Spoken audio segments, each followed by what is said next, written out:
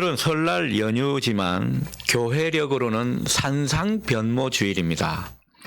그래서 강대상 보가 이 평소와 다르게 흰색이죠. 흰색이 의미하는 바가 있습니다. 우리가 알듯이 변화산 산상에서 우리 주님은 해같이 빛나셨습니다. 아주 하얀 옷을 입은 사람처럼 그렇게 변모하셨습니다. 그 예수님을 기억하고 기리기 위해서 우리가 산상변모주의를 지키는 것입니다. 예수님께서 제자들과 함께 예루살렘으로 가시던 길이었습니다. 그때 소위 변화산이라고 하는 그런 높은 산에 올라가셨죠. 이때가 언제냐? 예수님이 곧 순환당하시고 십자가를 지셔야 하는 그런 때였습니다. 그러니까 예수님은 고난의 주님이신 것으로 제자들이 생각할 그런 어떤 즈음이었습니다. 자, 그런데 이 고난의 주님이라고 하시는 예수님이 그 산 위에서 하얗고 찬란하게 빛나신 것입니다. 그 광경을 제자들에게 똑똑히 보여주셨습니다. 그 모습을 본 제자들이 아주 넋이 나간 그런 모습이었습니다. 우리가 잘 아는 베드로도 황홀경에 빠졌죠. 그래서 그때 이런 말을 했습니다. 여기가 좋사오니. 그러니까 너무 찬란한 그 광경을 보고 여기를 떠날 수가 없다라는 거죠. 그래서 여기가 좋사오니 여기에 주님을 위해 자기가 집을 짓겠다고, 초막집을 짓겠다고 그렇게 이야기를 하는 모습입니다. 자, 그런데 일설에 의하면 이 목수 출신인 예수님은 이 베드로의 제안을 거절했다고 하죠. 그 이유는 다른 게 아닙니다. 목수이셨던 예수님이 볼 때 이 베드로가 말은 그렇게 하지만은 집을 제대로 지을 것으로 보지 못했기 때문이죠. 예수님이 다 집을 지을 것으로 생각하고 거절했다는 그런 일설이 있습니다.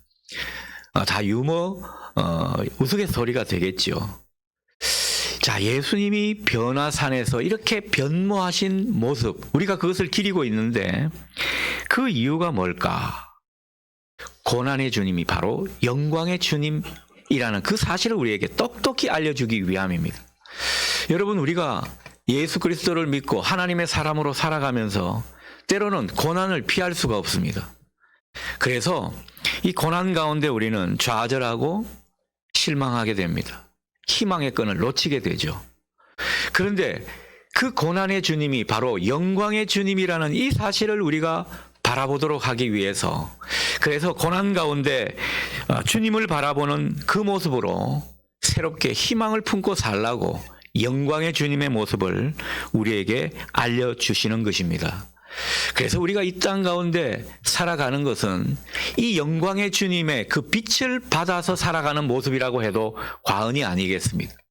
여러분, 우리가 사는 세상은요, 영적으로 보면 어두운 세상입니다. 그 어두운 세상에 우리에게 빛이 되신 주님을 우리가 만났고 그분을 모시고 사는 사람으로서 그분에게서 나오는 빛을 받아 살라고 우리에게 일깨워 주시는 것입니다. 그러니 여러분, 영광의 주님을 바라보면서 그분에게서 자꾸 빛을 받아 살아가는 그런 빛의 사람 될 수 있기를 바랍니다. 주님은 우리에게 말씀의 빛을 주시고요, 사랑의 빛을 주십니다. 은혜의 빛을 비추어 주십니다. 어떤 시기든 그 주님의 빛을 받아서 더욱더 빛의 사람답게 살아가는 우리 모두가 될 수 있기를 축원합니다. 자, 주님은 오늘 우리에게 무슨 빛을 비추어 주실까? 사랑의 빛을 비추려 하십니다. 오늘 본문의 핵심은 35절이죠. 오직 너희는 원수를 사랑하고 선대하며 아무것도 바라지 말고 꾸어주라. 그렇게 주님은 말씀하시는데, 여기서 핵심적인 구절은 원수를 사랑하라, 이 말씀이라고 봅니다. 여러분, 원수를 사랑하는 것 평범한 사랑이 아니죠. 대충 사랑하는 것이 아닙니다. 원수를 사랑한다라는 것은 나를 미워하고 나를 괴롭히고 나에게 모욕을 준 그 사람을 우리가 사랑하는 것입니다. 상대하기 싫고 짜증나고 불편한 그런 사람에게 우리는 마음을 열어서 잘 대해주는 것이 원수를 사랑하는 모습일 겁니다. 자, 28절을 보니까 주님은 이런 우리에게 그런 사람을 축복까지 하라고 당부를 하고 계신 것을 보게 됩니다. 자, 이쯤 되면 주님의 말씀은 너무 이상적인 말씀으로 들립니다.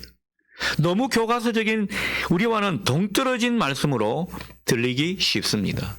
여러분, 그렇지 않습니까? 말이 쉽지 원수를 사랑한다는 이 말씀이 내 실생활에 일어나는 그런 일로 다가온다면, 진짜 원수를 사랑해야, 원수 관계에 있는 그런 상황에 직면해 있다면 우리가 어떻게 이 말씀대로 할 수 있을까요? 주님의 말씀을 우리가 과연 지킬 수 있을까 의구심이 들 정도로 이 말씀은 우리에게 무겁고 불편하고 그리고 현실과 동떨어진 말씀으로 들리기 마련이라는 겁니다. 사실 우리를 보면 더 그 말이 맞다고 생각이 듭니다. 여러분, 우리는 다른 사람에게 부당한 대우를 받거나 좀 함부로 취급을 당하는 그런 일을 입게 되면, 우리가 무슨 일 때문에 다른 사람과의 관계 속에서 손해를 입게 되는 그런 상황이 되면 여러분 어떻습니까? 가만히 있지 않겠죠? 우리도 혈기가 있지 않습니까? 그 혈기를 막 부리게 돼 있다라는 겁니다. 가만히 참는 분은 아마 여기 몇 분 안 계실 거예요. 물론 우리 중에는 그 가운데서도 참는 분이 있을 줄 압니다.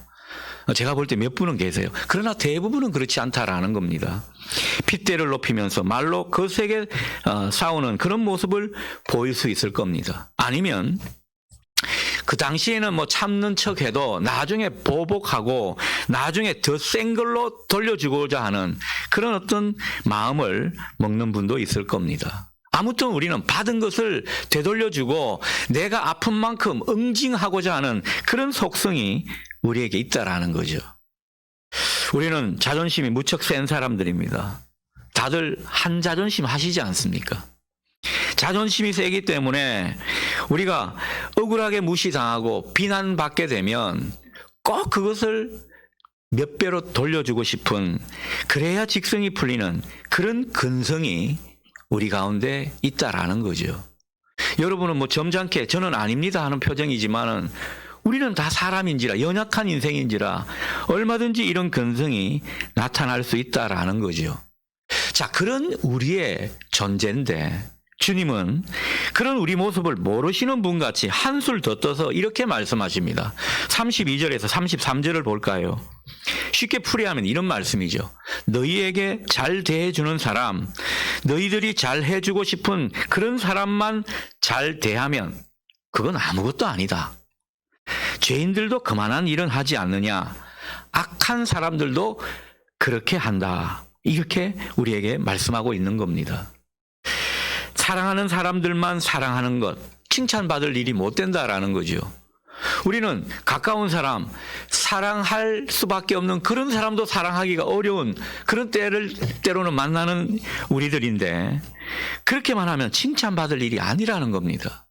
사랑하는 아내, 사랑하는 남편, 내 자식을 사랑하는 일, 대단한 일이 아니라는 거죠. 그것은 죄인들도, 사회적으로 손가락질 받는 그런 사람들도 얼마든지 이 정도는 한다라는 거죠. 그러니 주님은 우리에게 너무 높은 수준을 요구하시는 것 아닌가? 우리를 잘못 봐도 한참 잘못 보신 거 아닌가?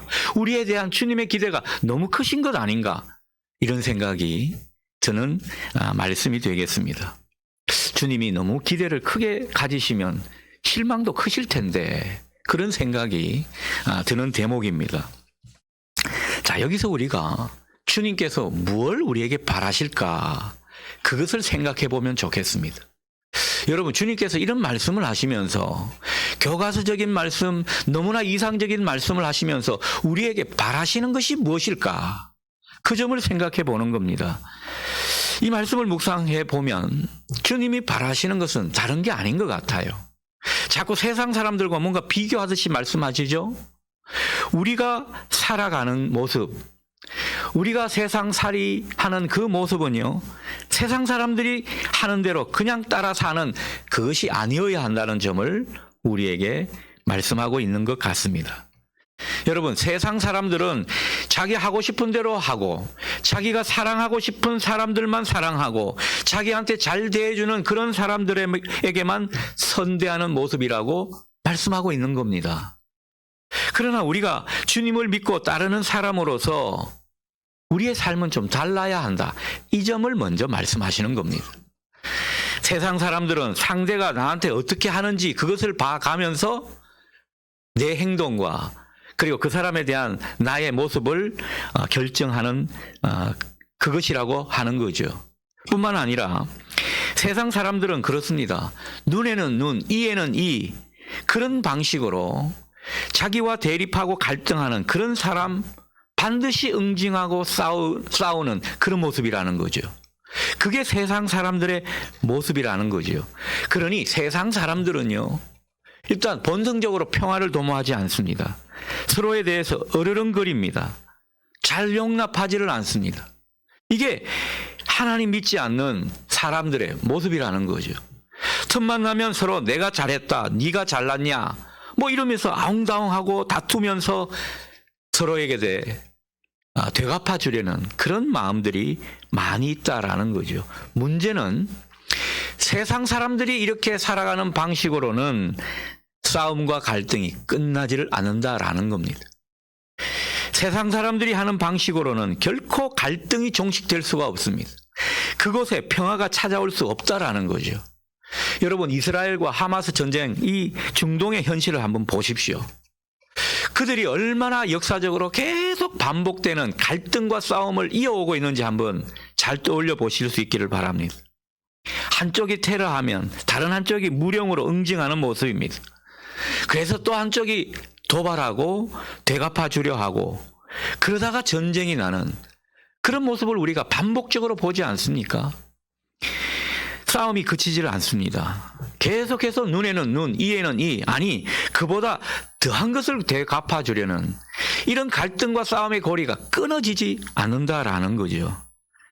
그러니 세상 방법은 더 큰 갈등과 보복을 키우는 모습입니다. 그래서 싸움과 전쟁이 끊이지를 않는다. 주님은 말씀하고 계신 겁니다. 자, 그렇다면 뭔가 싸움이 그치고 평화가 그곳에 임하여 꽃을 피우게 하려면 확실히 다른 방법이 있어야 한다. 주님은 그 점을 말씀하시는 겁니다. 우리에게는 세상의 방법이 아닌 다른 방식으로 이 문제를 해결해야 한다. 주님은 그 점을 일깨워주고 있다라는 거죠. 여러분, 그 다른 방법이 뭘까요? 오늘 주님은 그 다른 방식을 뭐라고 말씀하시는 것 같습니까? 그게 바로 사랑입니다. 여러분, 사랑은 단순한 감정의 차원이 아닙니다. 하나님 나라 백성들이 하나님의 방법으로 살아가고 그 가운데 진정한 승리를 이끌어내는 하나님의 방식이라고 할 수 있겠습니다. 여러분, 하나님께서 결국 이 세상을 이기는 그 승리의 공식은 어디에 있다고 말씀하시는 것 같습니까? 사랑에 있는 것입니다. 여러분, 예수 그리스도는요, 모든 죄와 싸워서 이기는 방법으로 십자가에 달려 죽으시는 그 하나님의 최고의 사랑을 우리에게 보여주셨습니다. 그 사랑의 방식으로 모든 죄의 세력들을 물리치셨습니다. 하나님은 그 사랑의 방식을 오늘 이 말씀 구절을 통해서 우리에게 또 들려주고 계신 것입니다. 여러분, 하나님의 승리 공식은 사랑이고 그 사랑이야말로 모든 갈등과 대립 그리고 미움과 증오의 관계에서 가장 확실하고도 이길 수 있는 하나님의 방법이라고, 하나님의 방식이라고 오늘 우리에게 말씀하고 있는 겁니다. 우리는 이미 하나님의 그 사랑을 경험한 사람들입니다. 하나님의 용서를 경험했기에 우리는 구원받은 자로 살아가고 있습니다. 우리는 하나님의 사랑과 용서에 익숙한 사람들입니다.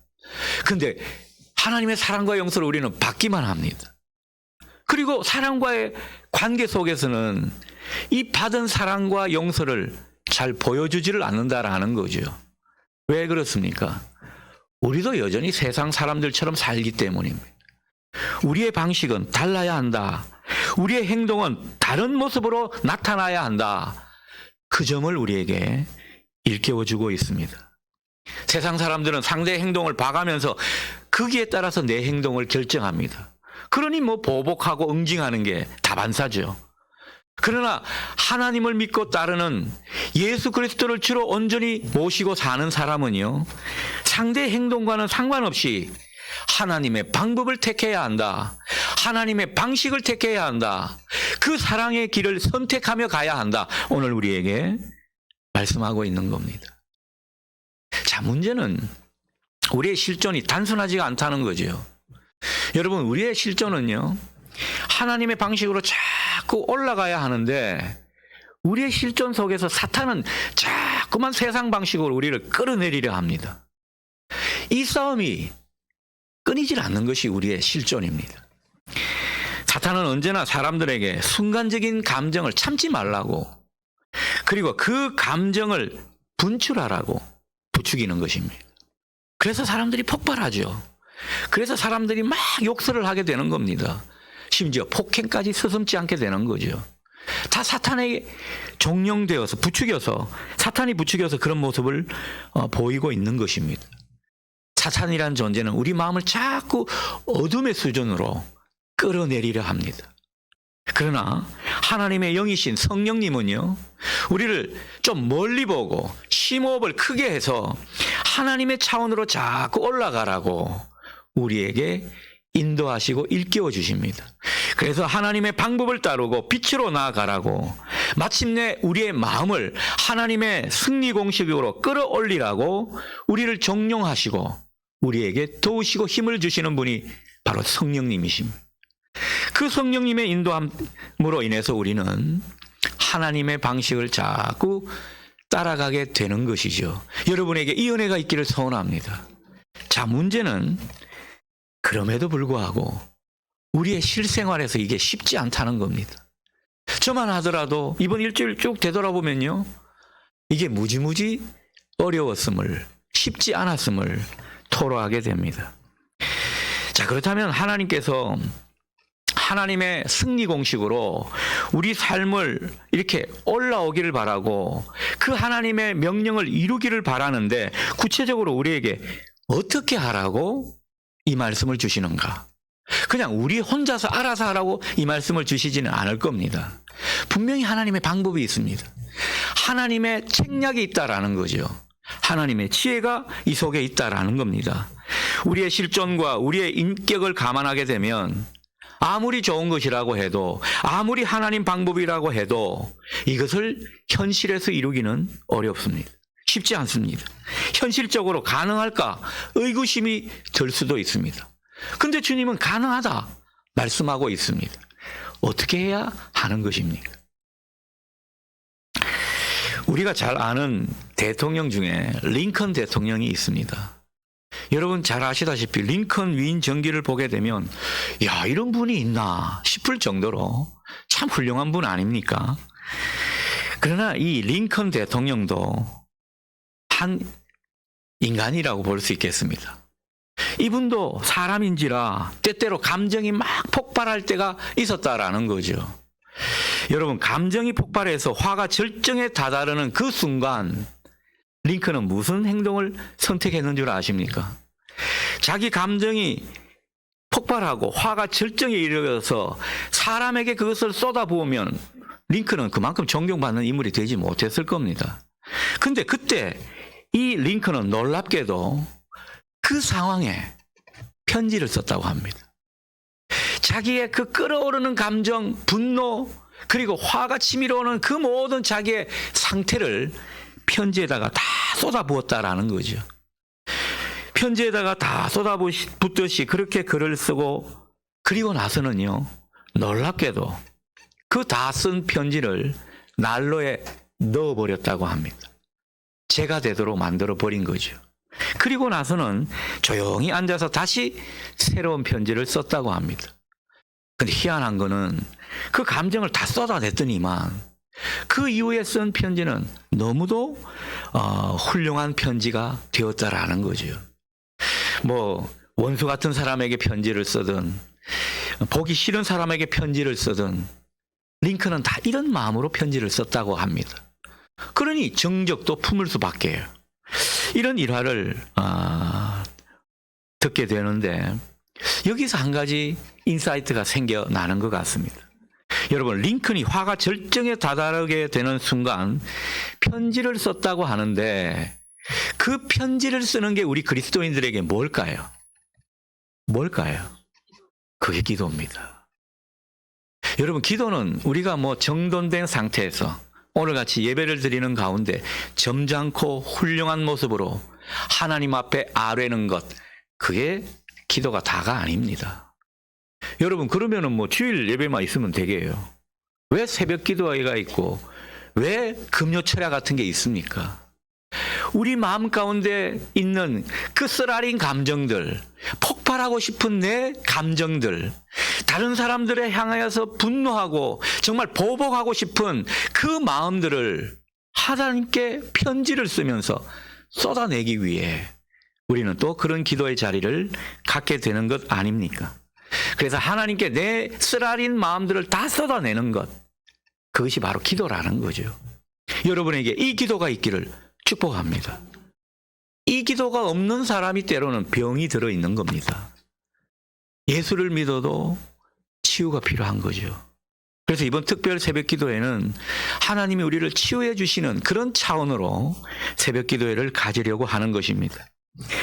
주님도 28절에서 보면 원수를 위해 기도하라 이런 권면을 하는데, 이것은요 단순히 그냥 원수가 잘 되고 불편해지지 않게 해주십시오 이렇게 기도하라는 것이 아니겠죠.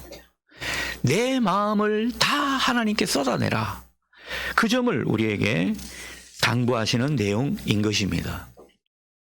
우리가 하나님의 승리 방정식을 우리 삶에 이루려면 내가 화가 나고 억울하고 복수하고 싶은 치밀어 오르는 그런 감정이 내 가운데 끓어오를 때 어떻게 해야 된다고요? 얼른 하나님께 편지를 써서 기도하라는 겁니다. 그 기도가 우리 가운데 있어야 한다라는 거죠. 기도하며 쏟아내는 것이 일단 급선무라는 점을 우리에게 말씀하고 있습니다. 여러분, 가까운 사람일수록 때로는 섭섭한 감정을 많이 느끼게 됩니다.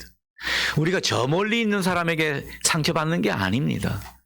늘 보면 가까운 사람, 또 마주쳐야 될 그런 사람들, 그런 사람들에게 우리는 섭섭하고 화나는 때가 많이 있을 수 있습니다.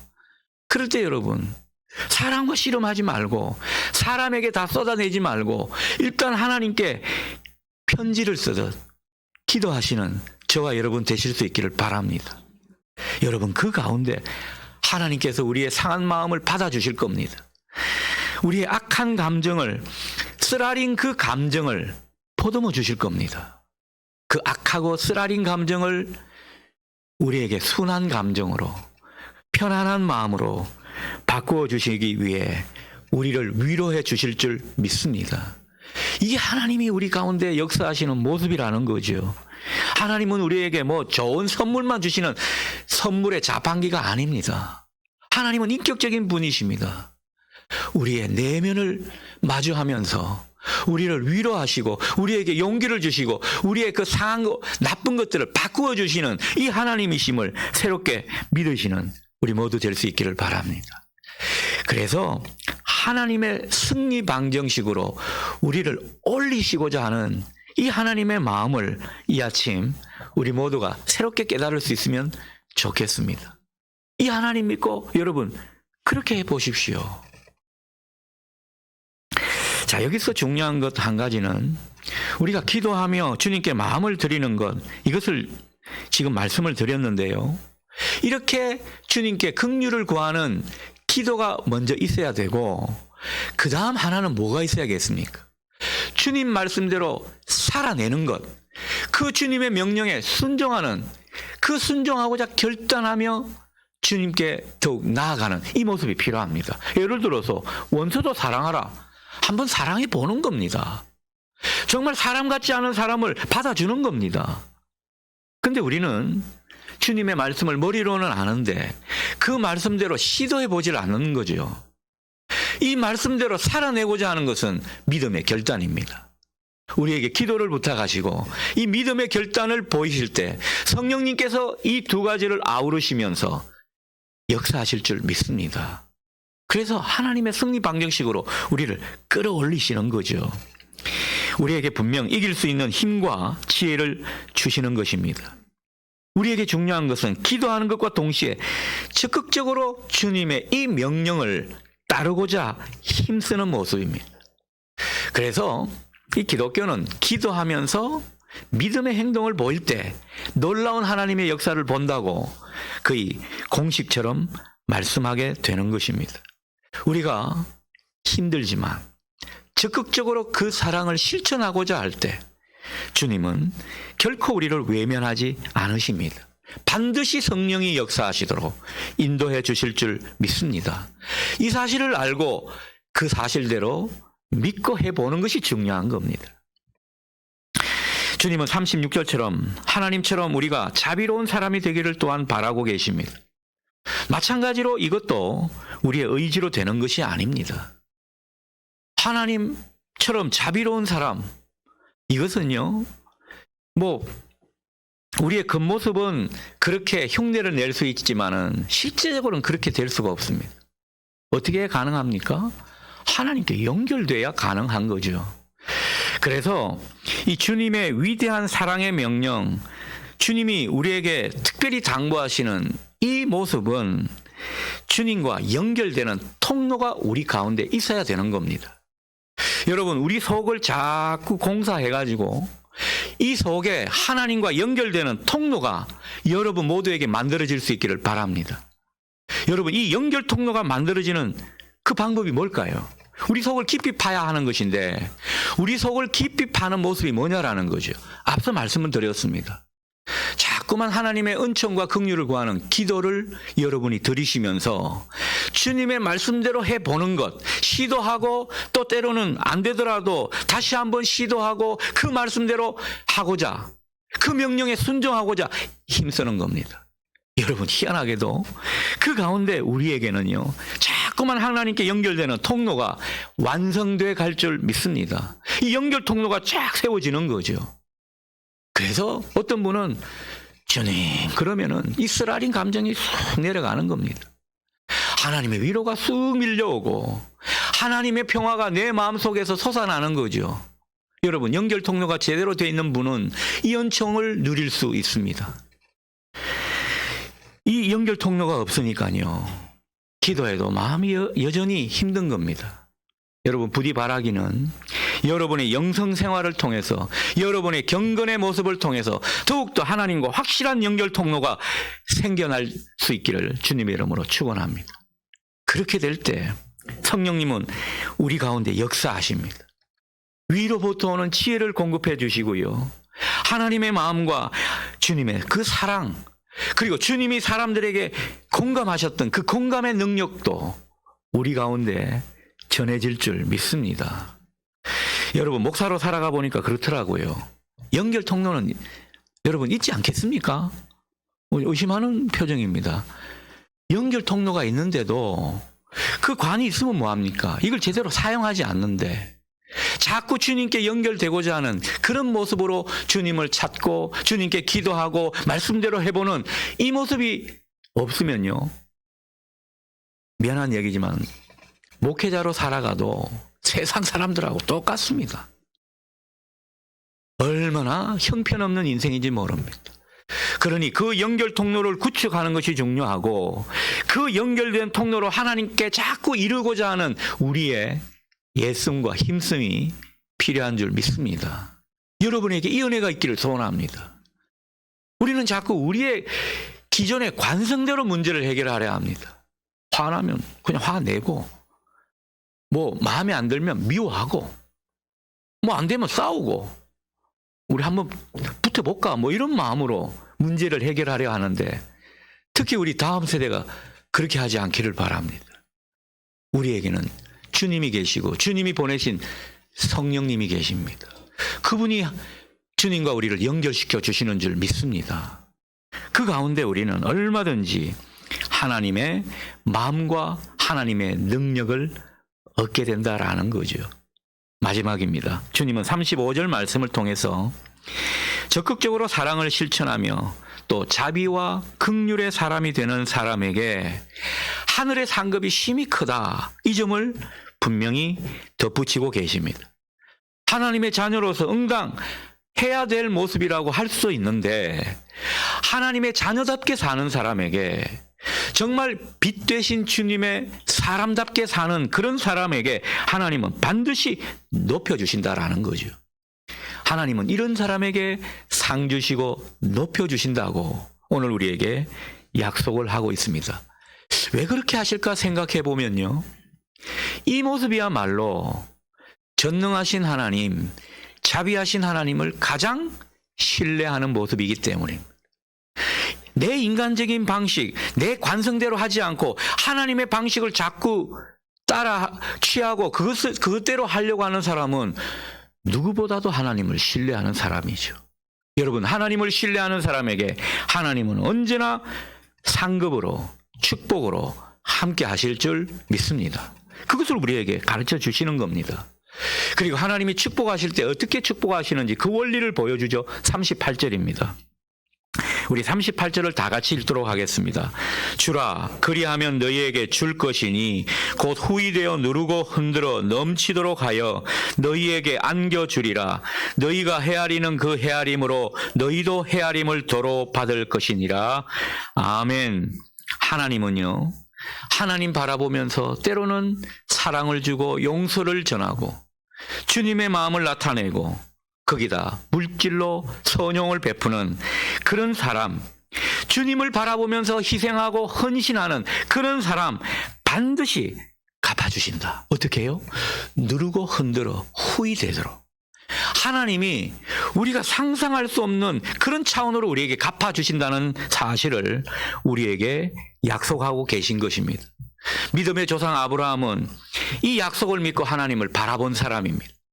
하나님을 바라보면서 조카 롯과 이제 땅을 분배해야 하는 그런 상황에 이르렀습니다. 자기가 얼마든지 좋은 땅을 선택할 수 있었습니다.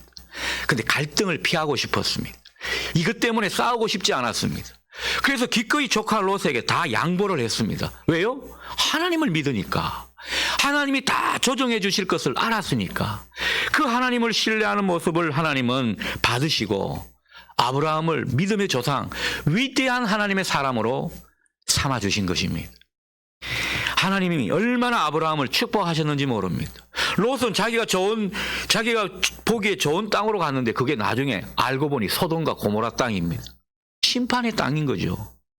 근데 아브라함이 선택한 것은 하나님 믿고 했더니만 하나님이 성령님을 통해서 그냥 좋은 땅을 차지하도록, 그 좋은 땅은 다른 게 아닙니다. 하나님이 늘 함께 하시는 땅이었습니다.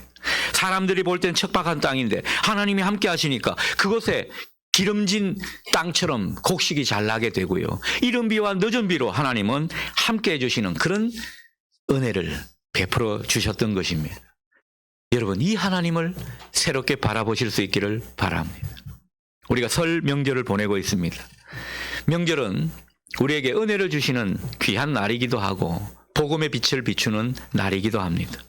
우리가 가족들과 친지들 사이에서 복음의 빛을 비추라고 우리에게 허락하신 날인 거죠.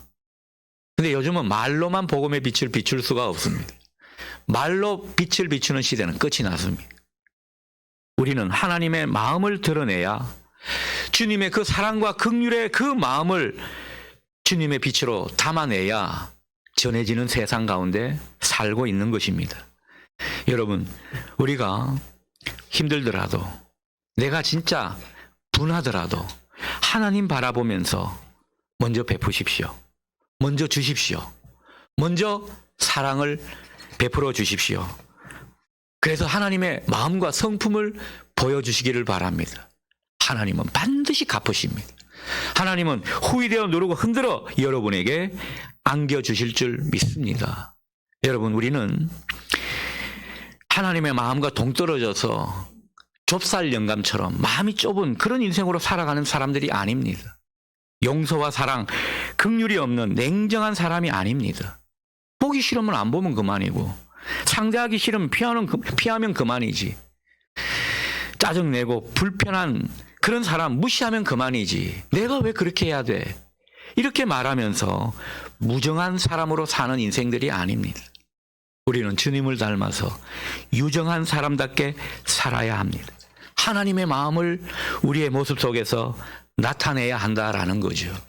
여러분, 그 가운데 하나님의 축복이, 하나님의 사랑이 여러분에게 더욱더 누르고 흔들어 넘치도록 안겨주실 줄 믿습니다. 이 약속을 믿고 더욱더 하나님이 보내신 선물과도 같은 축복의 인생 될 수 있기를 주님의 이름으로 축원합니다.